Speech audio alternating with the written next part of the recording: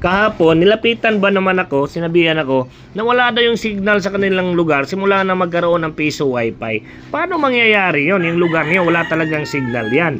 Naghahanap nga kami ng lugar na walang signal para doon namin ilagay yung piso wifi para makatulong sa mga estudyante at syempre sa mga tao dyan. Diba?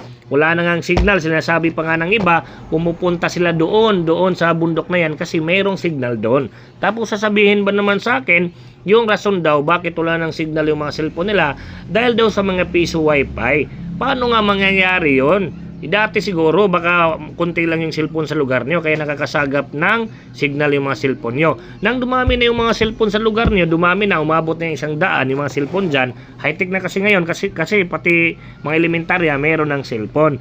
Kaya yan yung rason na yung signal dyan hindi na na-active, no? Kasi yung signal dyan, kung sa Bisaya pa, pisik na lang ang signal sa inyo. Meaning, yung signal dyan, hindi yan para sa inyo.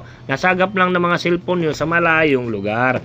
So, kung ngayon, dahil marami ng mga cellphone, yung signal na dumadating dyan sa inyo is wala na. So, hindi yung piso wifi yung dahilan. Ang laking tulong pa nga ng piso wifi sa lugar nyo, nilagyan yan, tapos sasabihin nyo yung piso wifi yung rason. Bakit walang signal, di ba? Isip-isip naman mga ay, babae kasi yun, isip-isip naman ma'am, no? So, yung piso wifi nilagay yan dyan para makatulong sa inyo. Yung mga estudyante dyan, piso lang yung hulog nila, pwede na silang mag-research or mag-emergency call sa mga kakilala nila. Piso lang, no? Kung 5 piso, pwede ka na makapagpanood ng YouTube, Facebook, or ano yung gusto mong gawin. Yung iba nga dyan, nagla-livestream, di ba? At yung iba, di ba, nakapag-activate sila sa kanilang GCash, nakapag-business ng GCash, pwede na kayo mag-payment, mag-send, padala money sa malalayo yung mga pamilya, di ba? Dahil yan sa GCash, dahil din yan sa piso wifi. So yung iba, kung sasabihin yun, yan yung dahilan kung bakit walang signal, mali po mga sir at ma'am, no? Sabi kasi ni ma'am, may 1 bar daw sa bintana niya dati.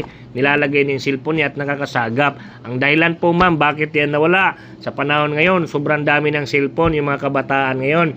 Dati hindi natin afford mag-cellphone kasi nasa 10,000 plus. Ngayon, mura na lang yung mga touchscreen. Nasa 3,000 plus lang. Kaya marami nang nakaka-afford. Kahit nga ngayon, nakikita ko sa lugar nyo. Kaya kung nga nilagyan ng piso wifi. Kasi ultimo mga elementarya, meron ng mga cellphone. Lalong-lalo na yung mga high school. Paglagay ko ng piso wifi dyan sa elementary, ang liliit na mga bata, elementary parang. Pero napakaganda na ng mga cellphone, mga touchscreen na, di ba? So ganyan ka-high-tech ngayon. Dumami na yung mga user ng cellphone ngayon, kaya nawala yung signal sa lugar nyo. So, sa mga interested magnegosyo ng piso wifi, pwede po yan kahit saan, no? At sa mga hindi alam kung saan bibili, available yan sa amin. Pwede tayo makapag-deliver kahit saan.